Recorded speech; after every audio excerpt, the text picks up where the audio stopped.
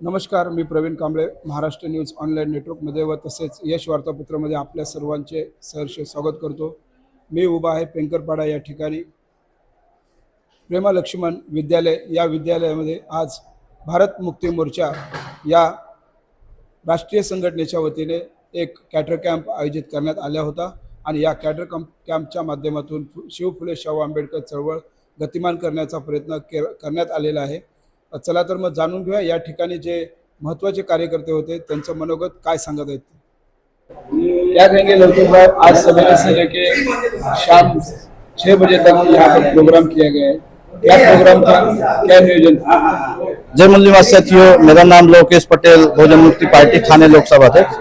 जिस प्रकार से आज हम लोग देख रहे हैं कि हमारे कई वर्षों से हमारा समाज जो है ना, मैं ओबीसी समाज से आता हूँ, हमारा समाज सोया हुआ है। जो सामाजिक जागृति ना होने के कारण और राजनीतिक रियल जो जानकारी है, जो पर्दे के पीछे राजनीति है वो दिखाई जाती है, जो लेकिन राजनीति जो पर्दे के सामने वो राजनीति नहीं दिखाई जाती है। तो यहाँ पे जो राजनीति की बात की गई या सामाजिक जो बात की गई ना, जो हकीकत जिससे क्रांति ला सकते हैं, ऐसे विषय को लेके आज सुबह से लेकर शाम तक चर्चा किया गया। जो बहुजन मुक्ति पार्टी के और भामसेप संगठन के 90 विंग के सभी पदाधिकारी लोग यहाँ पे उपस्थित थे और यहाँ पे राजन कामले जी इसका प्रशिक्षण दिए। जिस तरह से आज पूरा दिन यहाँ पर प्रशिक्षण हो गया है, लोग ज्यादा से ज्यादा इस प्रशिक्षण में जुड़ना चाहिए, इसके लिए मीरा भाईंदर शहर के लोगों को क्या कहना चाहूँगा? मीरा भाईंदर पूरे थाने लोकसभा के लोगों को यह कहना चाहूंगा कि आज जिस प्रकार से हमारे समाज के ऊपर अन्याय अत्याचार हो रहा है ना, तो सभी लोगों को पूरे भारत में एक ही ऐसा संगठन है जो ईमानदारी पूर्वक काम कर रही है, भामसेप संगठन।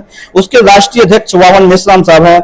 इस संगठन के साथ में सभी लोगों को जुड़ के आज 50 साल से हमारे इस वावन मेश्राम साहब ने हमारे समाज को जगाने का काम कर रहे हैं, इस समाज को लेके और हमारे लिए काम कर रहे हैं। इसलिए मैं सभी लोगों को चाहूंगा कि आप लोग सब आइए और अपने हक और अधिकार की जो सही जानकारी है उसके बारे में जानकारी लीजिए।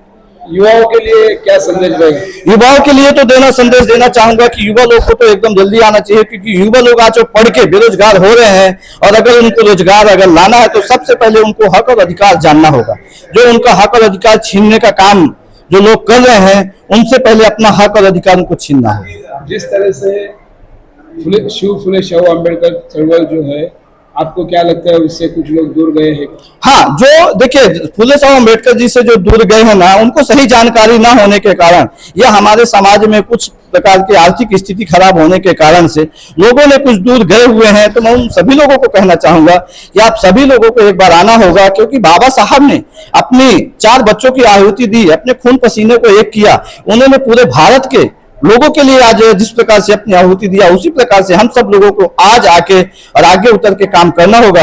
अगर आज हम नहीं उतरेंगे तो आने वाला हमारा पीढ़ी हमारे से सवाल करेगा। जिस प्रकार से मनवादी लोगों ने सरकार जो चला रही थी उसके खिलाफ में जब यहाँ पे कायदा कानून लाया जा रहा था, आप उस टाइम पे क्यों ध्यान नहीं दिए? और अगर हम ध्यान नहीं देते तो आने वाले पीढ़ी को आज जवाब देने के लिए हकदार आज हम ही हैं। राजनीतिक जो लोग हैं उनके लिए आपके पार्टी में क्या नियोजन है? राजनीतिक जो लोग हैं ना, मैं सभी लोगों से चाहूंगा, SC ST OBT minority DNT DNT सभी लोगों से चाहूंगा कि आप सभी लोगों को पर्सनल जो शोहरत है उसको साइड में रखते हुए आपको राजनीतिक पार्टी बहुजन मुक्ति पार्टी में आपको आना होगा। और इस पार्टी में अगर आप आते हैं तो साथ सहयोग देते हैं तो आपका और आपके समाज का विकास आप कर सकते हैं। मीरा भाईंदर शहर में बहुजन मुक्ति पार्टी का जिस तरह से बोलबाला हो सकता है, हाँ, मीरा भाईंदर में बोलबाला हो सकता है। मेरे साथ में बहुत से लोगों ने अभी साथ सहयोग दे रहे हैं, जिनके कुछ ऐसे काम है कि वो यहाँ के राजनीतिक लोगों से दबे हुए हैं, जो कि राजनीतिक लोग जो है ना उनके साथ में गलत तरीके से उनके साथ अन्याय अत्याचार करते हैं, वो नुकसान न हो इसलिए कुछ लोग अभी से पर्दे के पीछे हैं। वो सभी लोग आने वाले समय में, हम लोग सत्ता स्थापित नहीं, हम व्यवस्था स्थापित करना चाहते हैं। हमको सत्ते का भूख नहीं, हमें व्यवस्था का भूख है।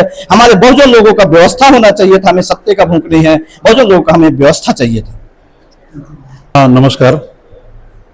ओके, सर्वांना नमस्कार. मी NB हाटे, बहुजन मुक्ती पार्टी कोकण प्रभारी म्हणून मी या पदावर काम करत आहे. बोला. काय सांगा सर, मीरा भाईंदर शहरामध्ये किंवा तुमच्या जो मतदारसंघ आहे या संघामध्ये जे आहे पुढील काळामध्ये काय काय उपाययोजना तुमच्या माध्यमातून करण्यात येणार? या देशामध्ये 3.5% ब्राह्मणांच्या 5 पार्टी आणि 85% जो बहुजन समाज आहे त्याची एकही राष्ट्रीय पक्ष पार्टी नाही. 3.5% ब्राह्मणांच्या, कम्युनिस्ट ब्राह्मणांची, काँग्रेस ब्राह्मणांची, भाजपा ब्राह्मणांची, ललिता बॅनर्जी, मुखर्जी, चटर्जी आणि बहुजनांचं काहीच नाही. आणि 3.5% लोक हे 85% लोकांचा केवळ उपयोग करून घेतात, त्यांना दाबून ठेवतात अनेक वर्ष. तो बहुजन मुक्ती पार्टी या देशामधल्या 85% मूलनिवासियांच्या हक आणि अधिकारासाठी आणि ब्राह्मणी गुलामगिरीतून मुक्त करण्यासाठी भारताच्या लोकशाहीचं, भारताच्या संविधानाचं संरक्षण करायला आलेली बहुजन मुक्ती पार्टी आहे. आम्ही दासाराम नायक हे माझे राष्ट्रीय प्रभारी आहेत, अध्यक्ष आहेत. मी त्यांच्या नेतृत्वाखाली आणि महाराष्ट्राचे प्रतापदादा पाटील साहेब यांच्या नेतृत्वाखाली आम्ही काम करत आहोत. आमचं आत्ताच 26 जुलैला राज्य अधिवेशन झालेलं आहे. त्या राज्य अधिवेशनामध्ये महाराष्ट्रातील सर्व जिल्ह्यातून, सर्व तालुक्यातून लोक आले होते. आम्ही लवकरच आमच्या पार्टीची बांधणी करत आहोत आणि वेगवेगळ्या स्तरातले लोक, वेगवेगळ्या पक्षा पार्टीतले लोक आमच्यासोबत सध्या जोडून आहेत. कारण त्यांना एकच आशा आहे की आम्ही त्यांना त्यांच्या संकटातून सोडवू शकतो.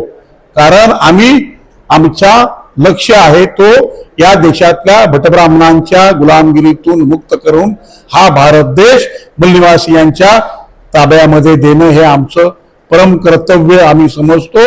आणि त्यासाठी आज इथे भारत मुक्ती मोर्चाने जो कॅडर कॅम्प आयोजित केला होता, त्या कॅडर कॅम्पला ते मार्गदर्शन ऐकायला आम्ही पार्टीचे लोकही उपस्थित होतो.